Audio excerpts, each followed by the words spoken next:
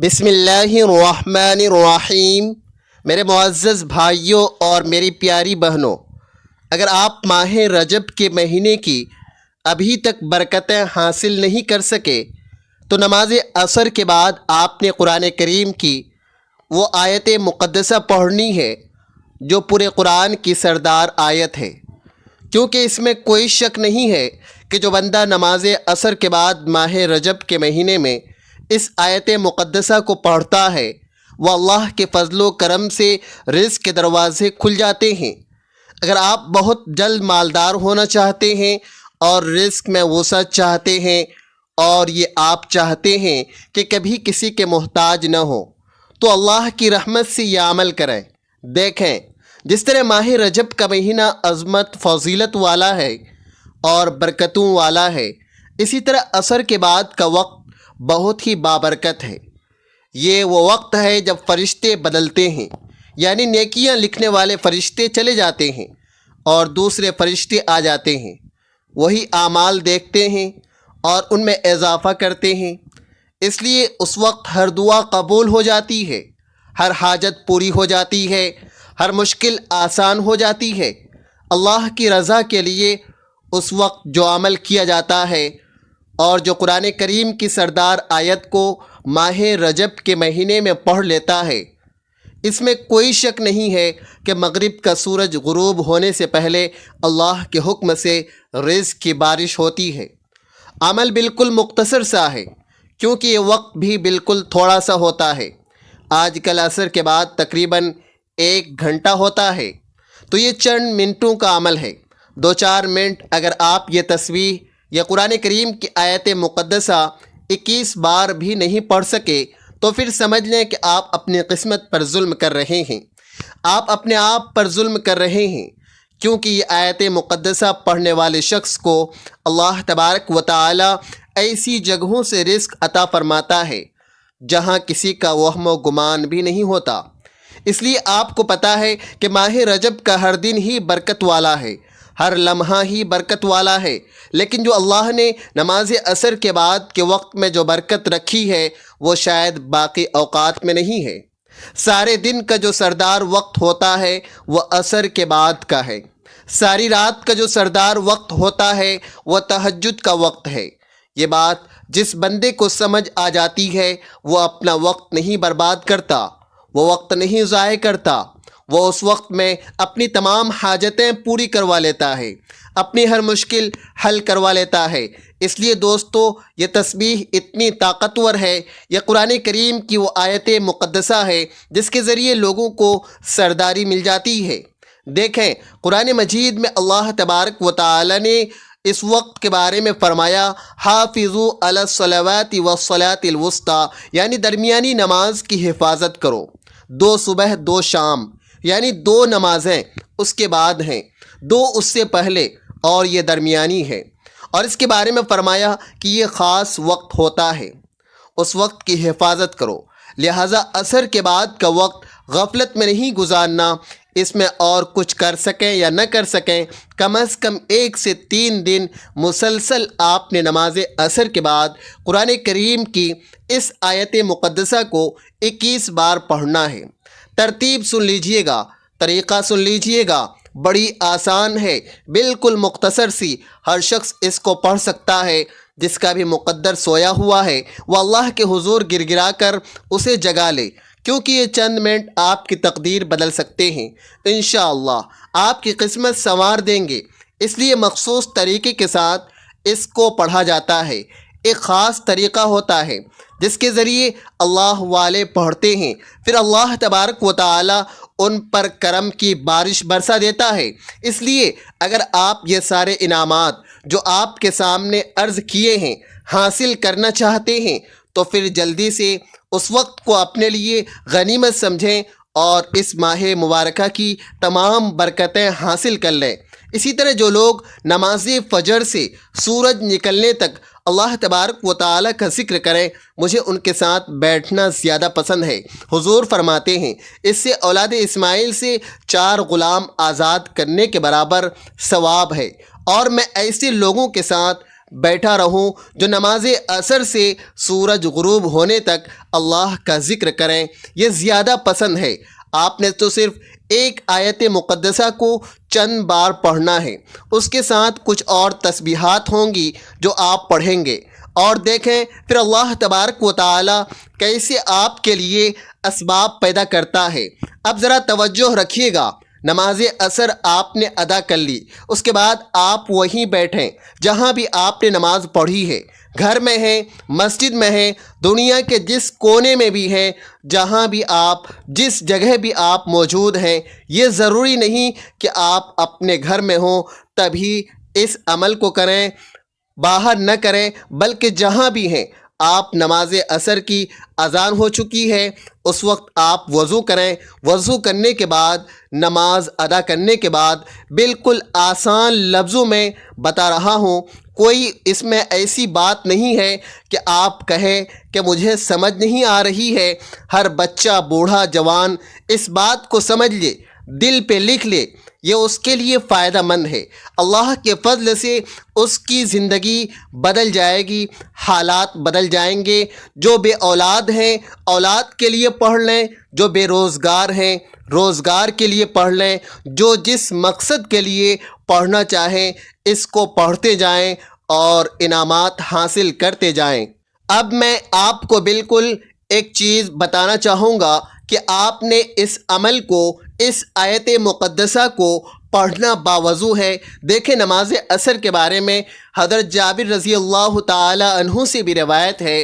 رسول پاک صلی اللہ علیہ وسلم نے فرمایا، بندے اور اس کے کفر کے درمیان فرق صرف نماز ہے۔ اللہ پاک فرماتا ہے کہ تمام نمازوں میں خصوصی نماز بیچ والی نماز کی حفاظت رکھو اور اللہ کے حضور ادب سے کھڑے رہو۔ سورہ بقرہ میں بھی اللہ تبارک و تعالی نے ارشاد فرمایا ہے، آقا فرماتے ہیں وہ شخص دوزخ میں نہیں جائے گا جو سورج نکلنے سے پہلے یعنی فجر اور سورج ڈوبنے سے پہلے عصر کی نماز پڑھے گا، یعنی کہ وہ بندہ دوزخ میں بھی نہیں جائے گا۔ اور یہ کتنی خوش نصیبی کی بات ہے کہ اللہ تبارک و تعالی نے ہمیں کتنے انعامات عطا فرمائے۔ پھر میرے آقا نے یہ بھی فرمایا کہ وہ شخص ہرگز آگ میں داخل نہیں ہوگا جو سورج نکلنے اور اس کے غروب ہونے سے پہلے کی نمازیں پڑھتا ہوگا۔ پھر یہ نماز وہ نماز ہے کہ جب بندہ قبر میں جاتا ہے اس کو آپ کسی وقت بھی دفناتے ہیں،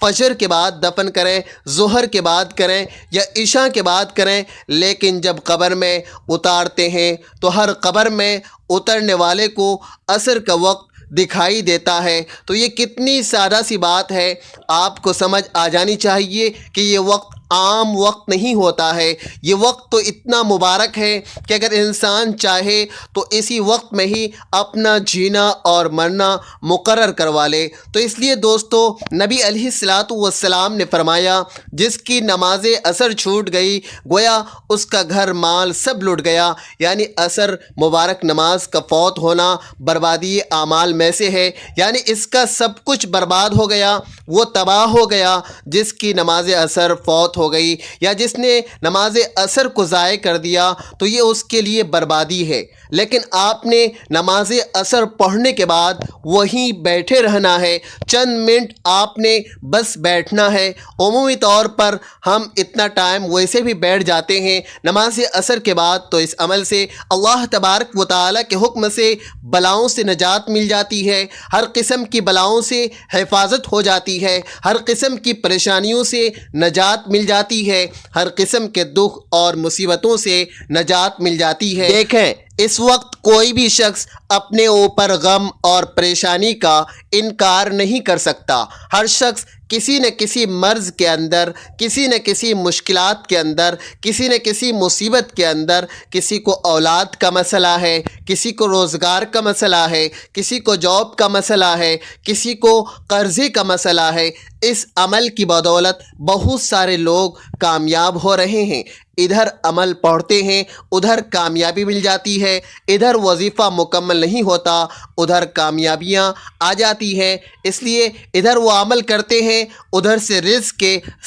سارے راستے کھل جاتے ہیں۔ تو اس لیے دوستو، اب آپ نے کشادگی رزق اور قرضے کی ادائیگی کے لیے اگر پڑھنا چاہ رہے ہیں تو آپ نے سب سے پہلے جو آیت مقدسہ پڑھنی ہے وہ ذرا سمجھ لیجئے گا۔ اس کو پڑھنے کے بعد آپ نے اپنے اوپر دم ہر حال میں کرنا ہے۔ اپنے اوپر دم کریں گے، اور دم کیسے کرنا ہے؟ ہاتھوں کے اوپر دم کریں، پورے وجود پر پھیل لیں، بس یہ آپ کا دم ہوگا۔ بس یہ اتنا سا دم کرنا ہے، اور دم کرتے ہی آپ خود دیکھیں گے کہ کیسے اللہ تبارک و تعالی تمہیں نجات عطا فرماتا ہے، کیسے تمہاری مدد آتی ہے، اور کیسے تمہاری راہیں کھلتی ہیں۔ اب آپ نے سب سے پہلے جو چیز پڑھنی ہے اس کو ذرا سمجھیے گا، بڑی توجہ اور دھیان کے ساتھ بات سمجھاؤں گا۔ درود پاک پڑھنا ہے آپ نے 7 مرتبہ، اور اس سے پہلے آپ نے نیت کر لینی ہے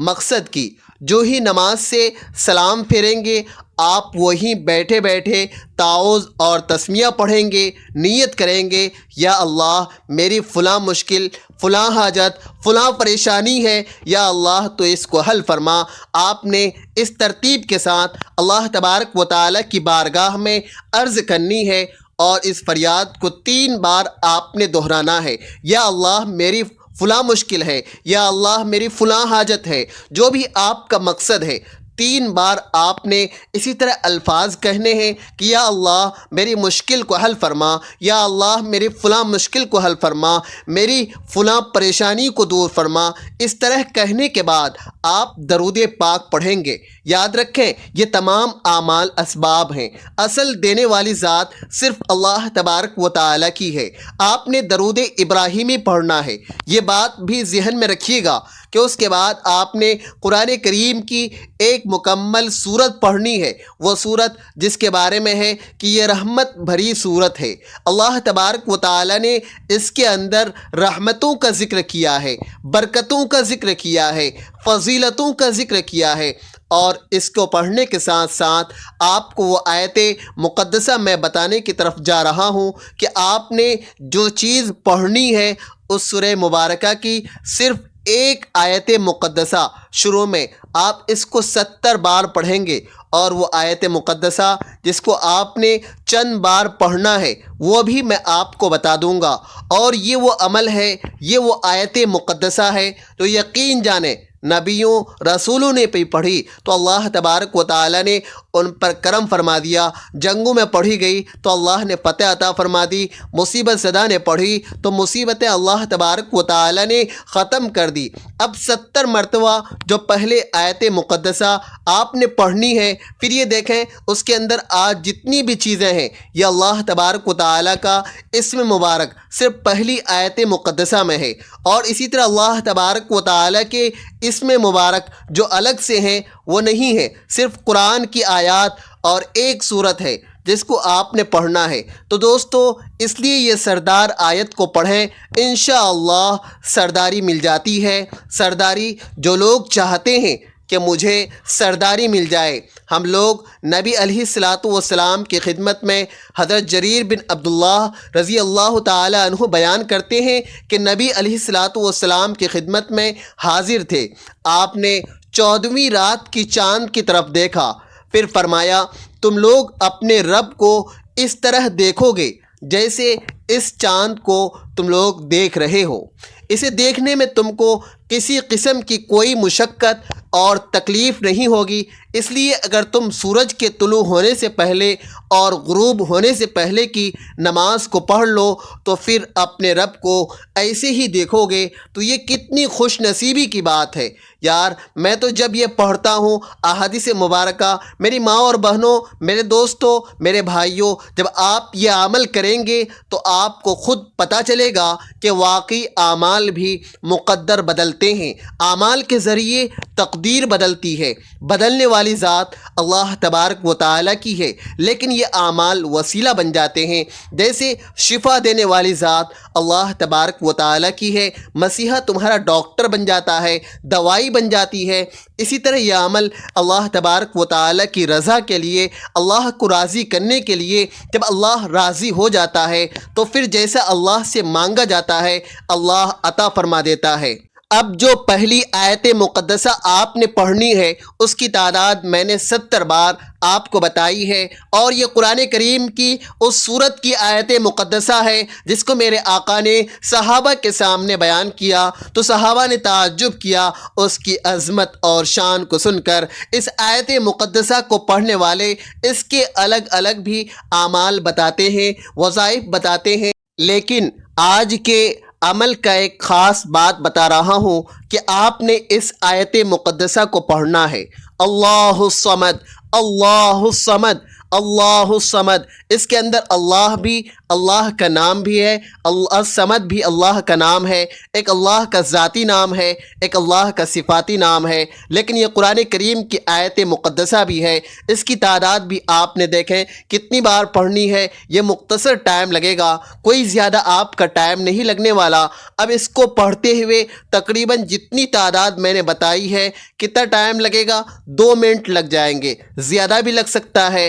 اگر کوئی اچھے طریقے سے سلو پڑھے گا تو 2 منٹ لگ جائیں گے، 3 منٹ بھی لگ سکتے ہیں، ٹوٹل عمل 5 منٹ۔ عصر کے بعد اگر آپ نہیں دے سکے ماہ رجب کے اس بابرکت مہینے میں 3 دن مسلسل کر لیں، ہو سکتا ہے کہ ایک دن میں ہی آپ کو پتہ چل جائے گا ایک دن کے اس عمل سے کہ مجھے اس عمل نے کیا طاقت دی ہے، اس عمل سے مجھے کیا کیا انعامات ملے ہیں، اور کیا کیا اللہ تبارک و تعالی نے میرے اوپر کرم نوازی فرمائی ہے۔ تو دوستو یہ تو وہ اسم مبارک ہے جس کے ذریعے اللہ تبارک و تعالی نے اپنے بندوں پر ہمیشہ کرم فرمایا ہے اور ان کو تسخیر خلق نصیب ہوئی ہے، لوگ بھی ان سے محبت کرنے لگ جاتے ہیں، لوگ ان سے چاہت کرنے لگ جاتے ہیں، جہاں وہ بیٹھتے ہیں ان کے ہاں خوشحالی ہی خوشحالی ہوتی ہے اور پریشانیاں تو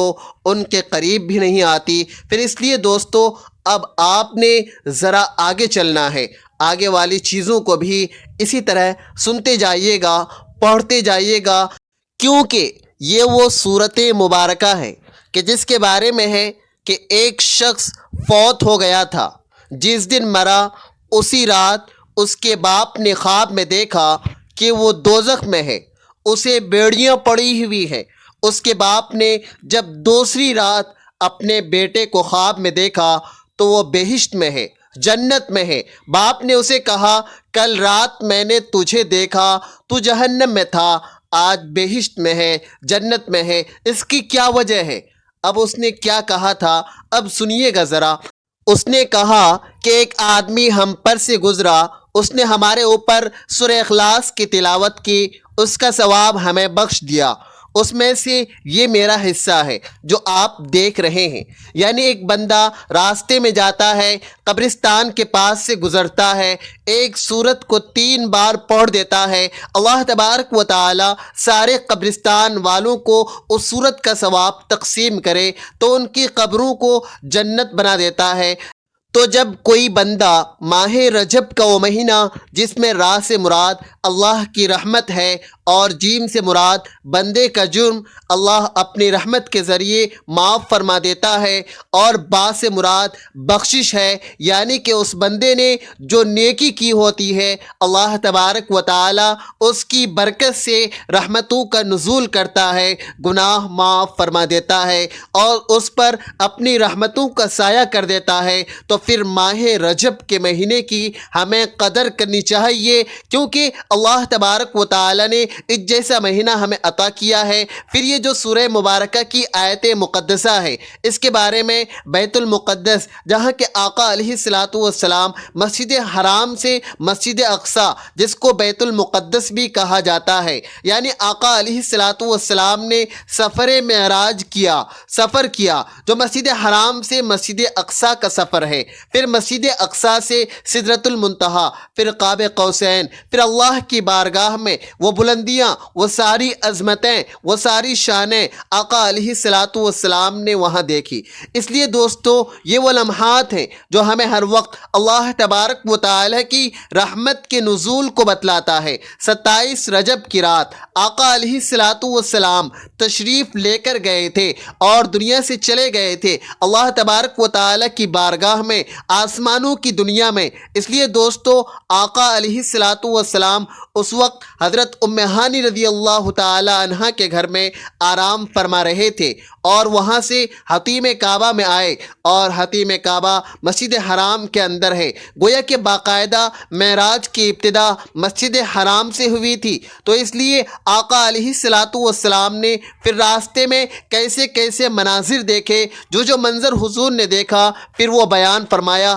اور براق پر آقا علیہ الصلاۃ والسلام وہاں تشریف لے کر گئے۔ حضور بیدار ہوئے تو جبرائیل نے سواری پیش کی، یعنی کہ اس رات جبرائیل حضور کی خدمت میں آئے۔ یہ ایک بہت بڑا اور خوبصورت واقعہ ہے، اگر یہ سناؤں تو وقت بہت چاہیے۔ میں تو آج اختصار کے ساتھ صرف عمل بتاؤں گا، ایک دو باتیں صرف عرض کروں گا آپ کو، تاکہ آپ کو پتہ چل جائے۔ دیکھیں، امت کی یاد ہر جگہ حضور نے اپنی امت کو یاد کیا ہے، اس لیے امتی کو بھی چاہیے کہ ہر وقت حضور کی یاد میں رہنا چاہیے، حضور پر درود پڑھتے رہنا چاہیے، ہماری زندگی ایسی گزرنی چاہیے۔ اس لیے دوستو آپ بڑے خوش نصیب ہیں، ہم بڑے مقدر والے ہیں کہ اللہ تبارک و تعالی نے اپنے حبیب کی امت میں پیدا کیا ہے، کیونکہ اس امت میں آنے کے لیے تو انبیاء خواہش کرتے رہے، نبی